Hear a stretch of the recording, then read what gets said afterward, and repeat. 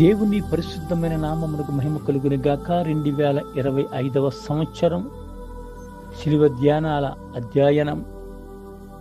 ఈ దినపు అంశం దేవుని గొర్రెపిల్ల. యోహాను సువార్త 1వ అధ్యాయం 29-36 వచనాలు. యెషయా గ్రంథం 53వ అధ్యాయం 7-12 వచనాలలో రాయబడిన మాటలు. స్థానికుడైన యోహాను జీవితం దైవ సంకల్పానికి పూర్తిగా అంకితం. ఆయన జీవితం దేవుడు ఏ పని కోసం పంపాడో ఆ ఒక్క పనిని కేంద్రీకరించుకొని అతని జీవితం సాగింది. నేను క్రీస్తును కాను, యోహాను సువార్త 1:20 ప్రకారం అని తనను గురించి అడిగిన వారిని సూటిగా సమాధానమిచ్చి ప్రభుత్రోవ సరాలము చేయుడు అని అరణ్యములో ఎలుగెత్తి చెప్పవకని శబ్దం. యోహాను సువార్త 1:23 అని తన జీవిత ధ్యేయాన్ని బహిరంగముగా ప్రకటించాడు. ఆయన హెచ్చించవలసి ఉన్నది, నేను తగ్గవలసి ఉన్నది. యోహాను సువార్త 3:30 ప్రకారం దైవ చిత్తాన్ని తూచా తప్పకుండా నెరవేర్చడమే తన జీవిత లక్ష్యంగా ఊపిరిగా కొనసాగించాడు. క్రీస్తును ప్రజలకు చూపించాలని ఆ తపనతో యేసు తన దగ్గరికి వచ్చినప్పుడు, ఇదిగో లోక పాపములను మోసుకొని పోవు దేవుని గొర్రెపిల్ల, యోహాను సువార్త 1:29 అని అత్యంత నిగూఢమైన పరమార్థాన్ని ఈ సంకేతం ద్వారా స్ఫూర్తింపజేస్తున్నాడు.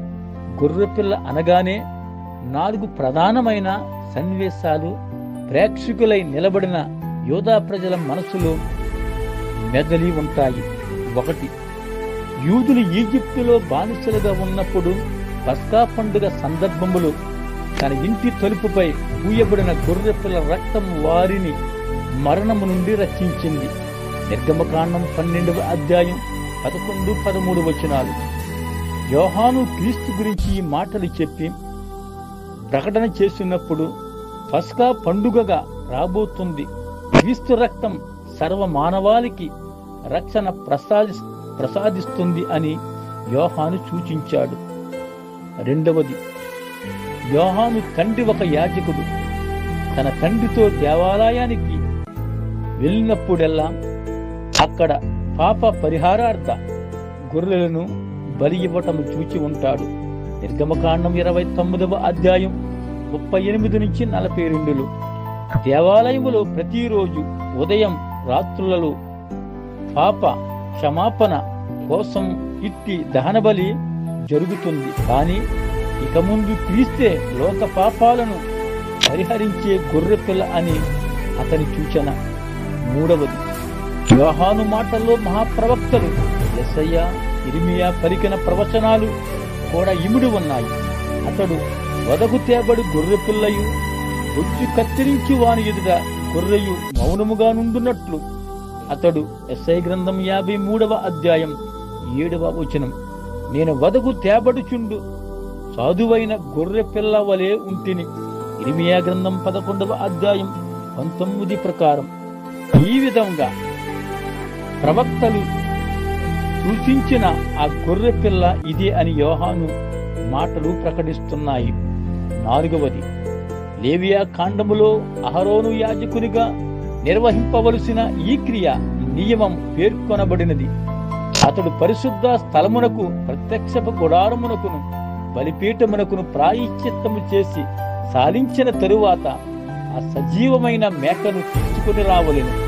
అప్పుడు అహరోను సజీవమైన ఆ మేక తల మీద తన 2 చేతులుంచి తగిన మనుషుని చేత అరణ్యములోనికి దాన్ని పంపవలెను. లేవీకాండం 16వ అధ్యాయం 20-22 వచనాలు. యోహాను మాటలు ఇక్కడి వాక్యాన్ని ప్రతిధ్వనిస్తున్నాయి. ఈ విధముగా దేవుని గొర్రె పిల్లలను గురించి ఎంతో వినయంతో, వినమ్ర హృదయముతో యోహాను సూచించి ఆయన పెరగాలి, తాను తరిగిపోవాలని చెప్పడం అతని అపార భక్తికి గొప్ప నిదర్శనం. నిస్సహాయమైన గొర్రెపిల్లగా, బలి పశువుగా యేసు ప్రభు మానవాళి పాప నివారణ నిమిత్తం లోకానికి అరుదించాడు. ఆయన బలి అయినది నా పాపాల నీ పాపాల కొరకేనని వ్యక్తిగతంగా ఆ యజ్ఞ ఫలాన్ని మనకు ఆపాదించుకోవడమే మారు మనసు.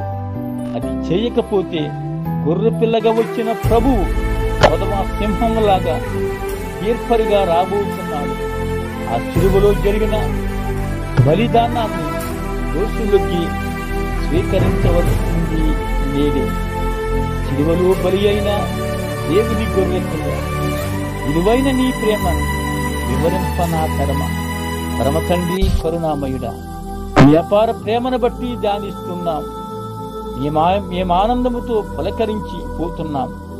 ఓ దీన రక్షగా, ఇక మీదనైనా ఆ పరిస్థితులన్నీ మీ ప్రేమకు తగిన విధంగా పాప మార్గాన్ని భజించి ఈ అడుగు జాడల్లో నడిచి కృపా మంచి భాగ్యాన్ని అనుగ్రహించమని ప్రార్థించి వేడుకుంటున్నాం పరమ తండ్రి. Amen. Thank you. God bless you.